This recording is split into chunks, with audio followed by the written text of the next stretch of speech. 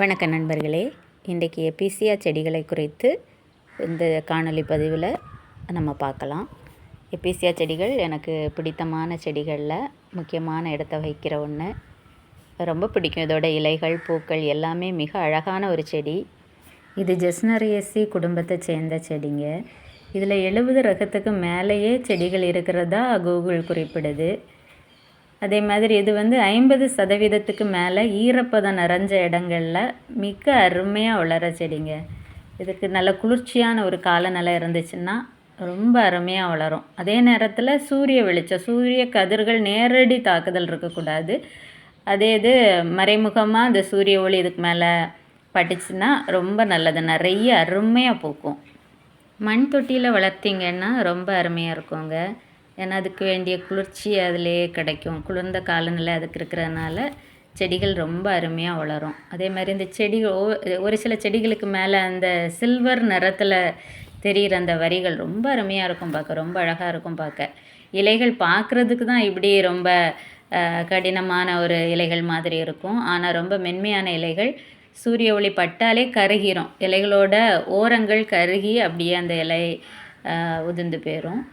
அதனால் ரொம்ப குளிர்ச்சி கண்டிப்பாக தேவைங்க. என்கிட்ட 10 வகைகளுக்கு மேலே இந்த செடிகள் இருக்குது. இந்த செடியை பாருங்கள், கருப்பு நிறத்தில் அப்படியே சிவப்பு பூக்கள் ரொம்ப அருமையாக இருக்கும் பார்க்குறதுக்கு. அது கூட்டமாக நின்றுச்சுன்னா அவ்வளோ அழகாக இருக்கும் பார்க்க. இங்கே சூடான காலநிலைகளில் வசிக்கிறவங்களாக இருந்தாலும் பரவாயில்லைங்க. இதனால் கூட்டமாக செடிகள் வச்சுருப்பீங்களே, அதில் வைக்கலாம்.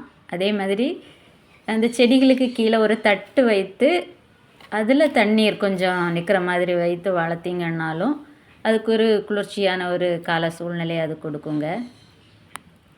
சத்துமிக்க ஒரு மண்கலவையை நீங்கள் கொடுத்தீங்கன்னாலே போதும். எடைக்கெடை அடிக்கடி இதுக்கு நீங்கள் உரம் கொடுக்க வேண்டிய அவசியம் இல்லை, அவங்களாவே வளர்ந்துருவாங்க.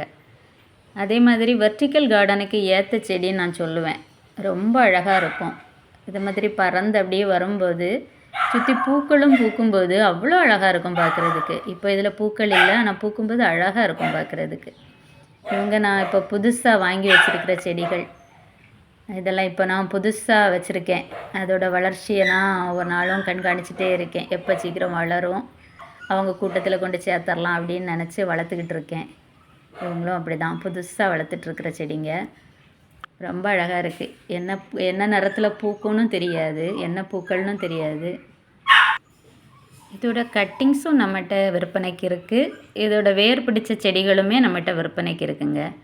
வேர் புற்களோட வேர் மாதிரியே தொட்டிக்கு மேலேயே அப்படி படர்ந்து வளரும். ரொம்ப ஆழமாலாம் போகாது. தொங்க விட்டு வளர்க்குறதுக்கு ஏற்ற செடிங்க இது. அழகழகாக நிறைய தொட்டிகளில் தொங்க விட்டு வளர்த்தோன்னா ரொம்ப அருமையாக இருக்கும் பார்க்குறதுக்கு. புது செடிகள் உற்பத்தி பண்ணுறதும் மிக மிக எளிதுங்க. இதோட பக்க கிளைகளை நம்ம உடைச்சி மண்ணில் ஊண்டி வச்சோன்னா புது செடிகள் அழகாக வரும். நன்றிங்க.